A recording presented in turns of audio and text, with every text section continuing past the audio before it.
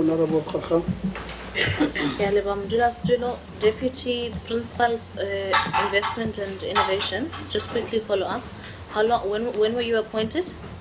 Please switch on the mic. Yes. Please switch on the mic. I was appointed in 2005, but as Yeah, but for this particular stuff, No, I don't want the whole history. I want for the position you're currently holding. 2023. 2023. So you've been 2 years into the job. Yes. How much money have you fundraised towards internet connectivity within the labs? Connectivity. Unless we can put the analysis up so that I can then talk from. What do you mean analysis? I you should know. Do you have any partnership that in your job in the last 2 weeks that you have formed with any private sector or any company to Yes. ensure that there's connectivity on campus to improve internet access? Yes or no? No. You haven't. So have you done any sort engagements with computers for computer accesses? Yes. Okay, how many computers were you able to get in the last 2 years? Into the institution. I mean, surely not in your house, Mama.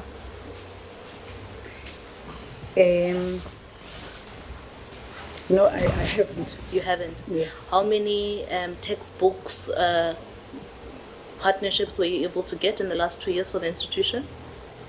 No, we haven't. We brought money into the institution. Yes. How much money were you able to get for Plus the institution? minus 2 million. Plus minus 2 million. Yes. Who's the CFO of the institution? Next week. CFO, 2 million that Mayor was able to gather from partnerships for textbooks. How many textbooks were you able to get to pay for from that 2 million? While you search, I'll move on to the next question. So I'm giving you time, 2 minutes, because I have 6 minutes left to give me that response so that I can follow up. Deputy Principal, the reason why I'm asking you the questions I'm asking you is because I know for a fact that in a computer lab, if you set up a router, one router, you can go to Telkom, and the fastest operating modem, per month you spend less than 1,000 rands. So the fact that in 2 years you did nothing as far as improving technological access for labs, for me that doesn't make sense. Particularly when you yourself, in response to Honorable Msezana's question, you said that your primary focus is to ensure that there is an enhancement of social life and technological access for young people. So if that is at the heart of your focus, then the very bare minimum, 1,000 rand per month, you should have been able to get that right. The bare minimum, you should have been able to make sure that you have computer access for rural kids that you say are your number one priority. For me, I don't understand how you've been there for 2 years, but in 2 years you haven't been able to deliver on simple network. Simple, and I know for a fact that Vodacom, MTN, and Telkom are very excited to deliver and help as they're doing with the Department of Basic Education. So that is something that you should have been able to do. So for me, the fact that you haven't done that tells me and South Africa that either you have zero capacity to be doing what you're doing, or you simply do not know what you are doing, or number three, humanat, ujajem, and you're not worried. So, and I'm not asking for your response, I'm just telling you that's a comment. Moving on, Memanyala, you were first, before the position that you occupy right now, am I correct? You are a manager in the principal's office. Before that, you were the campus manager of Siteto, is that correct? Yes. Please switch on your mic. Is it on? It is on. Okay, thank you. So you were, why did you leave? Okay, briefly, let me say it was after, it was during Mama. opening. 1 minute, please. Time. I was assaulted by the community due to a tender that was issued by the college. Then I was assaulted by the community members. Okay. The reason I'm asking you, thank you for sticking to your script, because the community members that you are claiming that assaulted you are refusing. They're saying it is not true. But I'm not the police to say who's telling the truth. What I'm trying to ascertain, did you receive a salary scale difference when you moved from being Siteto's campus manager to being a manager in the office of the principal? No, So your salary is still the same. yes, CFO, the salary scale of a campus manager versus a manager in the office of the of the principal? Do they earn the same across board? Okay, thank you, Honorable Member. Currently, the office, the manager in the office of the principal is on the assistant director level. So the campus manager notch is actually above the salary notch. So why hasn't her salary changed?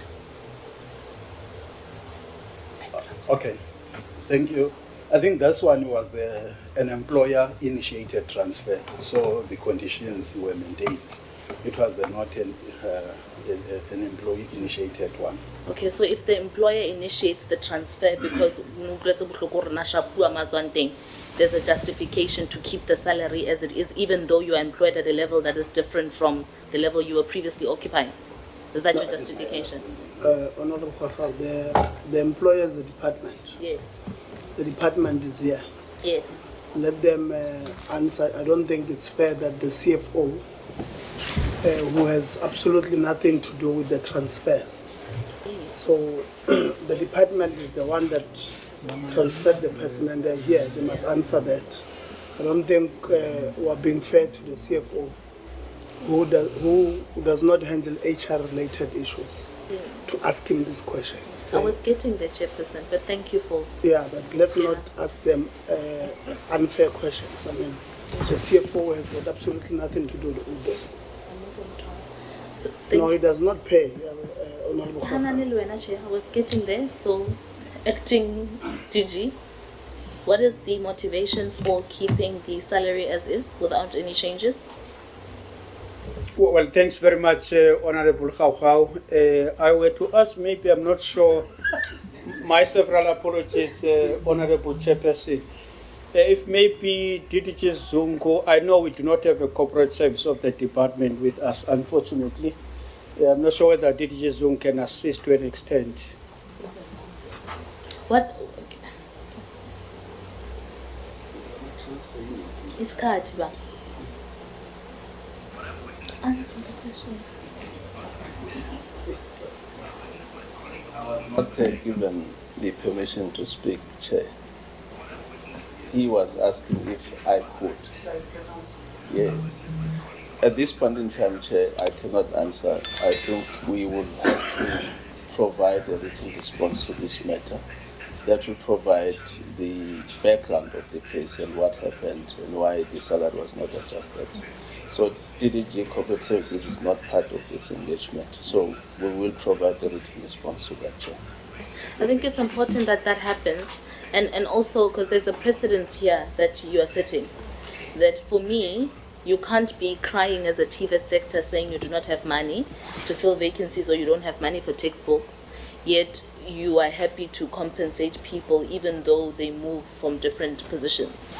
I mean, in South Africa, our land, I don't imagine that everybody who feels unsafe in their workspace gets to enjoy the freedom of hopping to another position of work, even though it's of a lower salary scale, and they receive the same benefits, performing a job that is of a lesser demand than what the shift was. So for me, that is completely unacceptable. It doesn't make sense, but please put that in writing. NSFAS, the SRC is crying again, and this is not a new story. SRC has a serious problem with the fact that a registration was received. They received registration, received data, but then at the end of the day, there was nothing as far as the closed response for their submissions. So I know members are going to ask about this. So in consolidation of your responses, please can I ask SRC that the SRC furnishes NSFAS with the list of students that are affected, so that we know how many of them they are, their IDs accordingly, give them to NSFAS so that NSFAS can resolve that for you. Just quickly, because the whatever response they're going to give us now is not going to solve the problem immediately, so that we can fast track. The last one, finally, Chairperson, is on the certification rate, Principal. The certification rate that you indicated as an institution, for me, a certification rate is supposed to be at 100%.